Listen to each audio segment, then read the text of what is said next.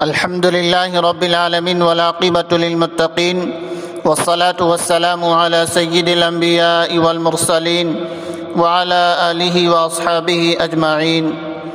محترم سامعین، جوان ساتھی اور بزرگوں، آج بھی ہمارے چند احباب کی طرف سے سوالات آئے، ان کے جوابات اس طرح سے ہیں۔ سب سے پہلا سوال یہ ہے کہ ایک ہی بچے کے عقیقے کے لیے 2 حصے میں نے الگ الگ جانوروں میں لے لیا ہے، تو کیا اس طرح سے 2 حصے الگ الگ جانوروں میں لے کر عقیقہ کرنا درست ہے؟ عقیقہ صحیح ہوگا یا نہیں ہوگا؟ اس کا جواب یہ ہے کہ ایک ہی بچے کے عقیقے کے لیے آپ نے الگ الگ جانوروں میں 2 حصے لے لیے ہیں، تو آپ کا یہ حصہ لینا صحیح ہے اور اس طرح سے بچے کا عقیقہ صحیح ہو جائے گا۔ الگ الگ جانوروں میں بھی اگر آپ نے 2 حصے لے لیے اپنے بچے کی طرف سے، بیٹے کی طرف سے، تو یہ حصہ لینا آپ کا صحیح ہے اور آپ کے بچے کا عقیقہ صحیح ہو جائے گا، صحیح مانا جائے گا۔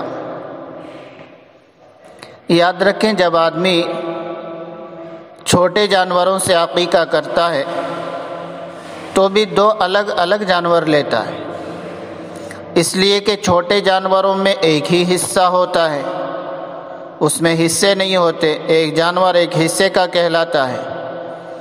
تو جب آپ اپنے بیٹے کا عقیقہ اگر چھوٹے جانوروں سے کرتے تو الگ الگ جانور ہی لینا پڑتا آپ کو۔ اگر آپ بڑے جانور میں کر رہے ہیں تو الگ الگ جانوروں میں آپ کا 2 حصہ لینا یہ صحیح ہے، کوئی حرج نہیں ہے، لے سکتے ہیں، عقیقہ درست ہے۔ اگلا سوال یہ ہے کہ ایک بڑے جانور میں 6 حصے دار شریک ہیں،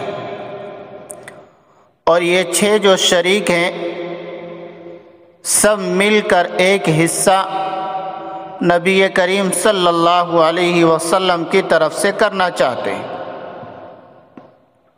تو اس طرح کیسے کریں؟ آپ رہنمائی فرمائیے۔ اس کا جواب دھیان سے سنیں۔ ایک بڑے جانور میں 7 حصے ہوتے ہیں، 6 حصے کے 6 شریک، 6 لوگ شریک ہیں یا 6 حصے دار ہیں، اور یہ 6 حصے دار سب مل کر ایک حصہ نبی کریم صلی اللہ علیہ وسلم کی طرف سے کرنا چاہتے ہیں، تو اس ایک حصے کا رقم، پیسے، سب 6 کے 6 ساتھی مل کر کسی ایک کے پاس جمع کر لیں، 6 میں سے کسی کے پاس بھی جتنے حصے کے پیسے بنتے ہیں وہ آپ کو معلوم ہے۔ آپ جس علاقے میں ہیں، ہر علاقے میں حصے کا جو متعینہ پیسے ہیں یا رقم ہے وہ الگ الگ ہوتا ہے، تو آپ جس علاقے میں وہاں کا حصہ کتنے کا ہوتا ہے آپ کو معلوم ہے۔ یہ 6 کے 6 ساتھی جو شریک ہیں، جو حصے دار ہیں، یہ سب ایک حصے کا پیسہ جمع کریں ایک ساتھی کے پاس۔ اس کے بعد وہ ساتھی نبی کریم صلی اللہ علیہ وسلم کی طرف سے ایک حصہ قربان کرے، جس کے پاس سب نے مل کر پیسے جمع کیے۔ تو اب جن جن شریک نے، جن جن حصے داروں نے پیسے جمع کیے ہیں، سب کے طرف سے قربانی پائی جائے گی اور سب کو ثواب ملے گا، اور یہ ثواب نبی کریم صلی اللہ علیہ وسلم کو بھی پہنچ جائے گا۔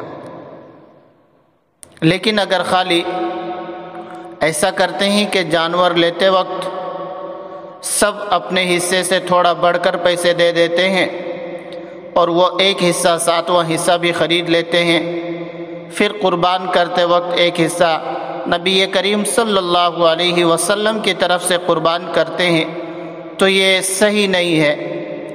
شریک دار حصے دار اگر ایک ہی ساتھ جمع ہو کر قربانی نبی کریم صلی اللہ علیہ وسلم کی طرف سے کرنا چاہتے ہیں تو اس کے لیے طریقہ یہی ہے کہ کسی ایک کے پاس پہلے سارے کے سارے مل کر پیسے جمع کریں، وہ حصے میں وہ پیسے ڈال دے، اس کے بعد وہ قربانی کرتے وقت نبی کریم صلی اللہ علیہ وسلم کی طرف سے کرے۔ پھر اس طرح کرنے سے سب کو ثواب ملے گا اور انشاءاللہ یہ ثواب نبی کریم صلی اللہ علیہ وسلم کو بھی پہنچ جائے گا۔ اگلا سوال آیا کہ نابالغ بچہ امامت کر سکتا ہے یا نہیں کر سکتا ہے؟ تو یاد رکھیں کہ نابالغ بچہ امامت نہیں کر سکتا ہے۔ ہاں، اگر نابالغ بچہ امامت کر رہا ہو اور سارے نابالغ بچے ہی اس کے پیچھے ہوں تو اس طرح سے وہ امامت کرا سکتا ہے، لیکن نابالغ بچہ بالغ مردوں کی، عام لوگوں کی امامت نہیں کرا سکتا۔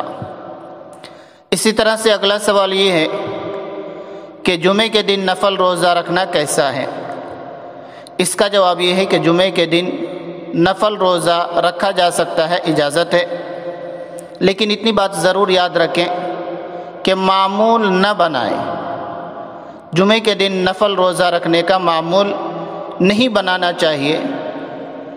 جمعے کے دن ایسے نفلی روزہ رکھا جا سکتا ہے، اجازت ہے۔ اللہ رب العزت ہم آپ کو ان تمام باتوں پر عمل کی توفیق عطا فرمائے۔